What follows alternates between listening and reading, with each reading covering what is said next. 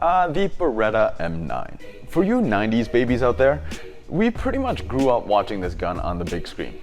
Die Hard, Terminator 2, Rush Hour, this 9mm pistol was iconic. My first ever experience with Airsoft was a Tokyo Marui M9 that my dad borrowed from a buddy of his to show me and my older brother. I was 11 years old at the time, and it was the coolest thing ever. Plastic build and all. 15 years later, I'm excited to take a look at the latest evolution of Airsoft M9s. A few key features were developed to make this gun a little bit more gas efficient and consistent. Let's see if it's any good. Vincent here, bringing you another Toronto Airsoft video from the land where it's illegal to swear in a public park. Gosh darn it, I guess we're all criminals then. Today, we're taking a look at the G&G GPM92, or GPM92 for short. The case itself is molded specifically for the M9, and it can hold one magazine in the gun and one extra as well.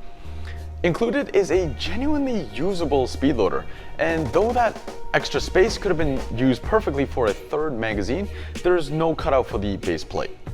Silly G&G. A Canadian-specific warranty card is included, along with an instruction manual that reminds you, yes, it is in fact illegal to shoot someone in the junk. Moving on to build quality, the first thing I noticed was how smooth everything felt to operate. You know when you first get a new gun and it takes a few weeks for that slide greediness to go away, and the mag just seems to catch that little bit? It almost feels as if this gun is pre-broken in, like they have some guy at the factory just racking slides all day long. One thing I want to mention is the operating sounds of this gun. Having molested many a gun, I'm always on the lookout for the little things that sets a gun apart. I don't know how they did it, but every action on this pistol seems to have a satisfying combination of low-pitched clacks and high-pitched clicks. I know I sound crazy and I'm trying to show you on camera, but try to come in and see for yourself. Let's talk trigger. In double action, the pull is very long. It's like the gun is asking you, do you really want me to shoot? Well, if you insist.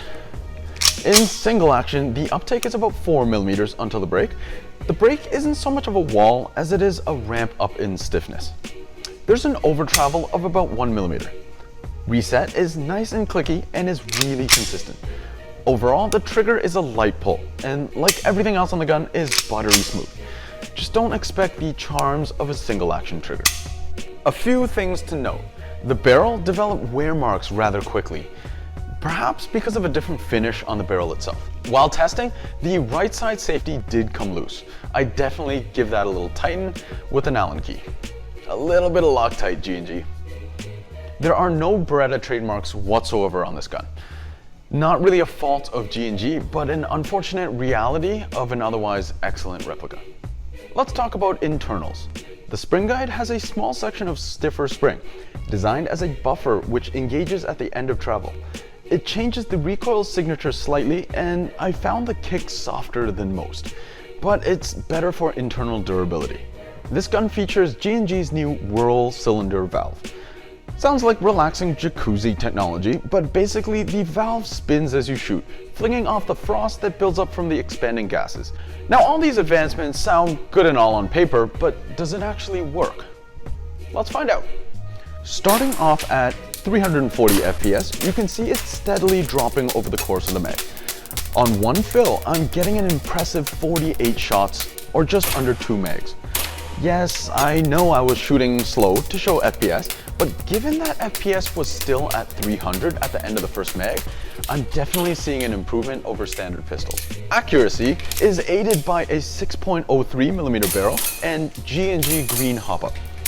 This pistol shoots straight and true, and the aggressive hop-up rubber means that you can run .28s no problem. There you have it, the GPM92. The new gas technology is definitely nice to see, and I look forward to new advancements in technology. But for me, the big selling point is definitely the build quality. Only time will tell for long-term durability, but it's the little things, the way things feel and sound to use, that speaks volumes about a company. And for that, I think G&G has a winner. As always, thanks for watching, subscribe for more content, and we'll catch you next time.